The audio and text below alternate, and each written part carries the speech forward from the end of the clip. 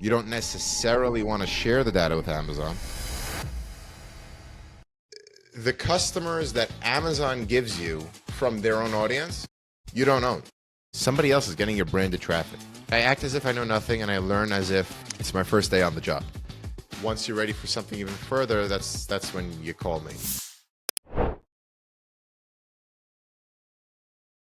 Hello, and welcome to the DTC Daily Podcast. Every week, we interview some of the best e-commerce founders and dive deep into their key growth drivers, uncovering actionable insights that you can implement in your business. But before we jump into today's conversation, a quick thank you to our friends at Saral. Most brands get influencer marketing wrong. They think paying a creator for a single post will spark a sales spike. That simply doesn't work. Successful brands like Graza, Obvi, and Hexclad are forging genuine partnerships. And that's where Saral comes in. It's your go-to platform for partnering with the right influencers, tracking results, and managing everything in one place. Book a demo at getsaral.com/demo, mention us, and get an extended free trial exclusive for our listeners.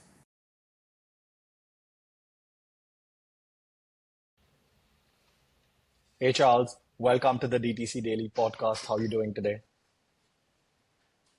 Thank you for having me. Thank God, I'm healthy on One Piece. Before we jump in, can you start by just introducing yourself and tell us a little bit about your business? Sure. My name is Charles Chicalo. I am an operator first, Amazon first business, both engaged in private label brand building as well as resale. Some people call it retail arbitrage or just retail. And we're logistics heavy. We take care of our human resources, our pick and pack, our storage. We do utilize 3PLs, but really our bread and butter is making sure that we can house our own goods, save on the margin that yields us, and finding product that simply makes us money, whether it's another brand or our own. So we're both experienced in finding niche validated products as well as other branded niche validated products. So that's a little bit about us. And I got started on my Amazon journey about 15 years ago as a freshman in high school, and I just never looked back. Let's jump straight into this. So the last time we spoke, you said everyone should be on Amazon.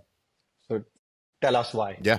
So I over the years, I've experienced plenty of masterminds. I go to about 20 or 30 conferences a year in the field, both in the Amazon space, e-commerce space, and even in the marketing space. So not just Amazon centric. And I've experienced plenty, and I mean plenty of brands that simply say that either being on Amazon is too much to handle or it will cheapen their brand. Let me start with the cheapen their brand thing. I don't understand how that can be the case if the most premium highline brands do sell on Amazon. And I will go out on a limb here and say your customers will probably or almost certainly look for that brand on Amazon, no matter where your price point is. It's a little surprising to me so now I'm shifting to the second point here. A little surprising to me that people who either claim to have higher line brands or people who run pretty sophisticated businesses cannot set up a fulfilled by merchant Amazon listing that they already have an order fulfillment system on their end. All they have to do is integrate it. And I'm not even telling these people to go into ads, PPC, and DSP ads when it comes to Amazon. All I'm saying is go register your brand so you own your intellectual property on the platform. Create a listing for your product that if a customer happens to look up your product on Amazon, you'll get the sale. Because I guarantee you this much, somebody else is getting your branded traffic. I've literally sat next to people at conferences saying, are you on Amazon? They said no. And they gave me either one of those two reasons, maybe even something else. And I took out a tool that I use and I typed in their brand name to Amazon. And their branded search traffic was there. Competitors and or copycats were on the search result page and it's not exactly what the brand wants. Let's put it that way. I'll end off the pitch with this. I subscribe to a great newsletter by Thomas McKinley. And I'll put it in the seller notes. It's called Science Says. And Science Says is a scientific-based newsletter that goes into studies, double-blind experiment, confirmation bias mitigation, all of that. And the headline to his newsletter is selling on Amazon boosts your direct sales too. It comes off as the halo effect that affects both your D2C space, your TikTok shop space, as well as your Amazon space. There's just more recognition that these platforms see when you're on multiple places at once, because when you're converting, you're doing it successfully. That's my, I guess, long or short-winded pitch on why everyone should be on Amazon. So I have a lot of questions, but let me start with this one, right? When is the right time, or is there a right time to get on Amazon? Like, let's say, So the first thing I'd zero in on is what kind of business is it? Again, if you're in the resale space, if you're taking somebody else's brand and reselling it, of course, legitimately, then you can really only limit yourself to marketplaces. You can't exactly do that on your own site, not in today's day and age. But if you're going to first launch a D2C site, you can then transition to Amazon once you have an order fulfillment standard operating procedure in place. So it's an additional channel and additional revenue. Or my good friend Steve Chu, he teaches a course called Profitable Online Store, where you can launch your own business really from the bottom up. He treats Amazon as the validation phase. You come up with your product, you do your research, you launch it on Amazon first to take advantage of their leverage, audience, trust, and fulfillment capabilities, and then you launch on your own site. Personally, I've seen it much more difficult to launch on Amazon first than your own site. So my recommendation would be launch on your own site, or if whatever your business plan is, launch however you plan on doing it. Once you have a mechanism or a process in place to fulfill orders, then you add Amazon as a simple fulfilled by merchant. And I'm not telling you to advance, 2 feet in first. I'm just telling you to set up a simple listing and a simple fulfillment as an additional channel in your sales funnel. so one of the biggest reservations that a lot of brands have is they feel that, when they sell on Amazon, they don't actually own the data, they don't actually own the customer. So That's correct. what do you have to say about that? So the customers that Amazon gives you from their own audience, you don't own. The customers that you drive to Amazon, by definition, you own. So I know a company that has this abandoned cart sequence. Hey, you left this item in your cart. Here's a discount code to check out.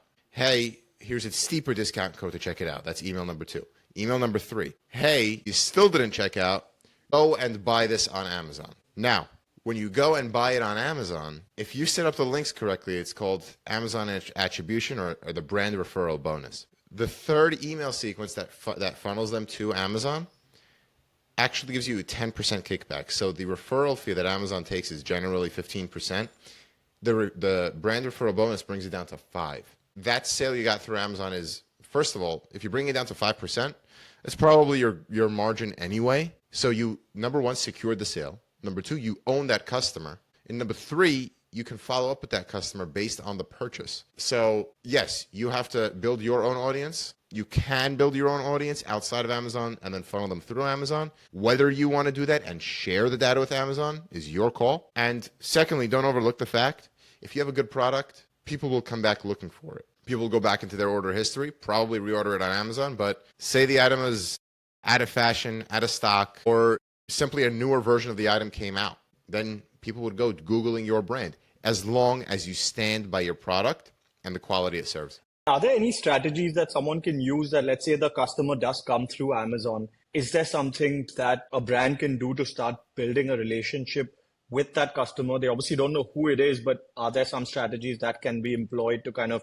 get to know who these people are? So I'll give you the what the rules are and then the reality on the field. The rules are any communication with Amazon buyers is supposed to go through their buyer-seller messaging, which masks their email address and phone number. The reality is some people include product inserts. Product inserts are something that Amazon was purposely vague about, and they're also purposely sporadic in their enforcement of. Some people include product inserts saying, hey, for a supplemental guide on how to use your X or whatever your product is, scan this QR code, enter your email address, and you'll get it delivered to your inbox. That's a gray-ish area depending on who you ask. The most legal and kosher way to do it is you have a brand story on Amazon. You say your brand story, and you simply hope that they recognize that you are a brand on Amazon. You're not Amazon. If you ask my mother, who orders on Amazon left and right, I ask her where she gets the product from. She said, I got it from Amazon. She doesn't say I got it from L'Oreal on Amazon. Doesn't happen that way. But that's both. And of course, there are different tactics that are and aren't within the terms of service, but you can walk that fine line as your risk appetite pleases you. So far you've kind of, laid the stone on why someone should be on Amazon. Let's say, okay, we someone does decide to get on Amazon. Let's go through some of the basics. What's the best way to start on Amazon? It's obviously going to be different, but in terms of logistics, if we could just cover that, like, who would you recommend which type of fulfillment for as well? If you could just break that down a little bit. Sure. So back in the first question you asked, at what point would a brand want to introduce Amazon as a sales channel? And I specifically said after they have a fulfillment mechanism set up, because the easiest way to get set up is a fulfilled by merchant offering. And something to keep in mind, when you have an offering on Amazon, it's within their terms of service that your selling price has to at least match wherever else your item is offered on the internet. It could be cheaper, but then the other platforms will probably get aggravated with you. So price parity is pretty much expected. Something else to think about, a way people get around that, is you have unique offerings for Amazon, be it a 2-pack, a special flavor, a different size, some sort of variant that doesn't put you with direct competition on other websites. When you have that figured out, I would say your first step is to launch a fulfilled by merchant listing. Your second step, once you have a grip on that, or you're ready to pull a lever of growth, everybody knows Amazon for their fulfillment speed and logistical services. You can send in a case, a pallet, or even a container of your item into their warehouses. And once it's in their warehouses, in their fulfillment network, they take care of customer service having to do with the order, picking and packing the order, and getting it to the customer in the promised delivery timeframe.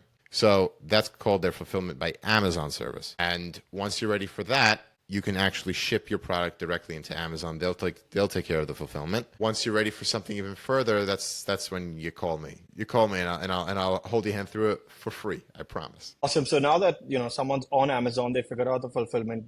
How do you get visibility? Because I'm sure any new brand that's going to come on Amazon is probably not going to be seen. So what are the steps that you start taking to get noticed on Amazon? Sure. So what I was in the beginning, when I was talking about brand recognition and how brands should be there, it's brands off of Amazon are used to building demand and building lead gen on their own.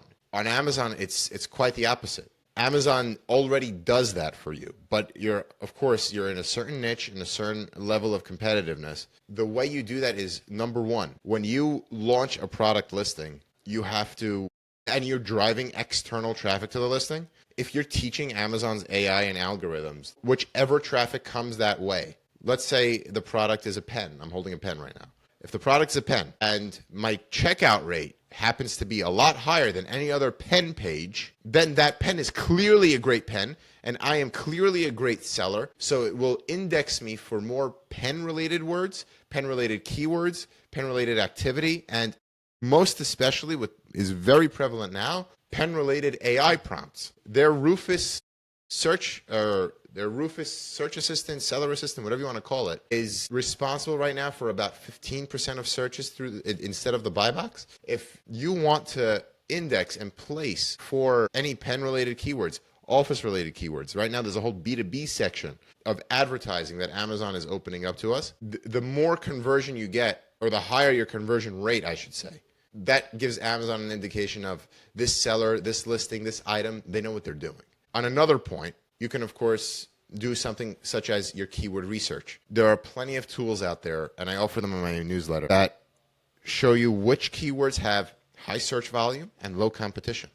If you want, let's say, the keyword of gel pen no mess, you can go in and see how you can not only construct the product, but construct the listing to identify those high volume, low competition keywords. Beyond that, I mean, simply content, live selling is all active on Amazon, and that's really how you get to it. I could sit from here till tomorrow telling you about different methods on how to get traffic, but that's really the long and short of it. When you started talking right now, you mentioned if you're bringing external traffic. So my question here is, what's the better thing to do, right? Spend money on an external platform, maybe like Meta or Google, and drive traffic onto Amazon, Yep. or use that same budget within Amazon through their Amazon ads? I would say the former. I would say the former first, just because you'll own the data. But I mean, don't let it fool you. You want to own the data. You want to own the customer. You don't necessarily want to share the data with Amazon. To be honest, I don't think that there's much to hide, but there are plenty of companies out there where Amazon takes that data and knocks their product off. Are you suggesting running ads on Meta and driving the traffic directly to an Amazon listing? Sometimes that works better. Sometimes that works better just because the fact that you're running it to Amazon has the increased trust factor of tenfold over a regular random website that some people have no relationship with. Amazon invested God knows how many billions of dollars into building that trust factor. So that's why I'm a much bigger fan of the 3 email abandoned checkout sequence, where by the 3rd email, if they still didn't check out, you can funnel it to Amazon for a 5% referral fee in the end of the day. Could you also give us some tips on, what are the best practices for your listing and how do you actually optimize that product page? And how big a role does that play as well in your success on Amazon? So I'm going to say something that's pretty irrelevant and for a good reason. There's plenty of content out there and it's outdated, where you do your product research, you make sure that the keywords that, like I said earlier, are high volume, low competition are in your listing. Certain placement in the bullet points may be better than the description down below. Forget all that right now. Forget all that right now. Right now, the way to optimize that listing is making sure those keywords are included. You want the high volume, low search keywords. But what you're also looking for are the benefits of the product, how the product will change the frustration your customer is looking to alleviate, as well as how to use the product. Why am I saying that? I'm saying that because people are saying, I have they're going and typing this into search engines. I have tons of pens that always run out of ink. I need pens that are bold, that are clear, and long lasting. The AI will spit back whichever listing addresses those frustrations of the highest quality. So that's how. Actually, that was going to be my next question, because on the SEO side, you're obviously having this entire conversation around how, not only need to optimize for the search engine, but now you need to start optimizing for answer engines, which are basically, all your GPT models. So are you suggesting that it's a similar practice on Amazon as well, where you obviously need to, optimize for the basic Amazon search, but you're also optimizing for Rufus? You are. And if you look at the evolution of the Amazon homepage over the past, I would say, what are we, October at this point?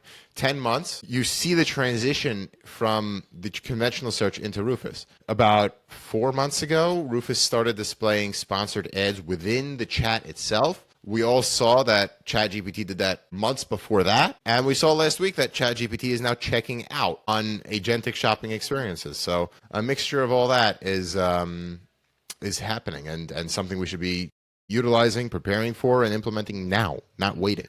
I just want to go through a couple of elements of, Amazon, and, if you could just give your 1 or 2 most important pieces of advice. So starting off with, the product title, what would you say is the best way to, put in that product title? The best way, so to put that product title, the way I would say it, first, there's something called a 2-part title. It's a new policy that went into effect, I want to say, April-ish of this year, where there was a common practice on Amazon, and you'll see it all over, even today, where people, what's called keyword stuff, the title. What Amazon is trying to get away from that, because, again, going back to this pen, I could say, the best pen, most ink efficiency, bold, clear pen, 6-pack, 2-pack, pen blue. Those are actual titles of stuff on Amazon, and that's ridiculous. This is a blue pen. So what I would say is, it's highly dependent on the product. Look up your 2-part product title.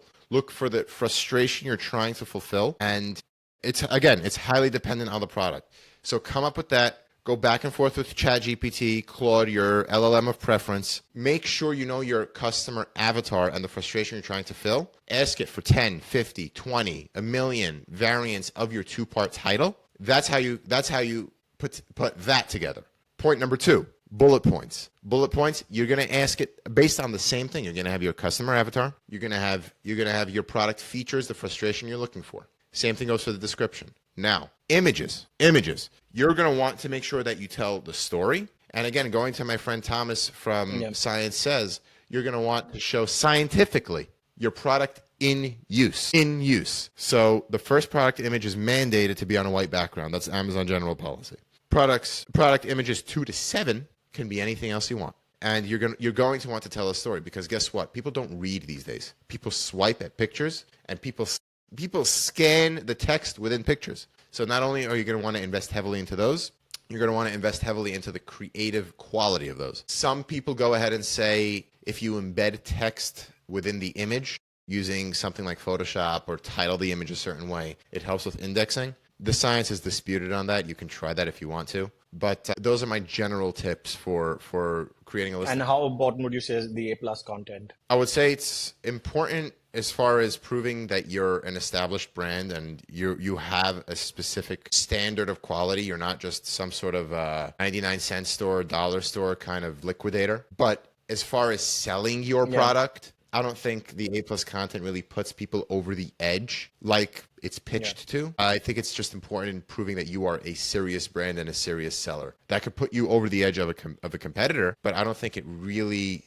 puts customers over the edge of about to buy the product. Okay, now I'll buy it because the A+ content was good. I mean, I know a guy who owns a brand. He's in my mastermind who says he tells a story within his A+ content, and that story is responsible for increased conversion. But, I mean, it's just not been my experience. Got it. And coming to the last part, that we've not covered so far is Amazon ads, right? So could you walk me through some of the best practices for Amazon ads? How can someone really leverage them to scale their brand, given that obviously they've got that demand for the product? Without a doubt, the best perk of Amazon ads is that you can charge your credit card. American Express Gold for Business gives you 4 times points for every dollar spent.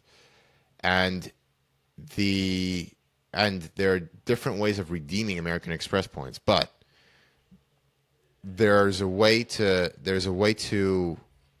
redeem those points for 1.1 cents per point. So what does that mean? It means you're actually getting back 4.4% of your ad spend. So the credit card game is something that you want to make sure you optimize. Again, you can set up that whole system.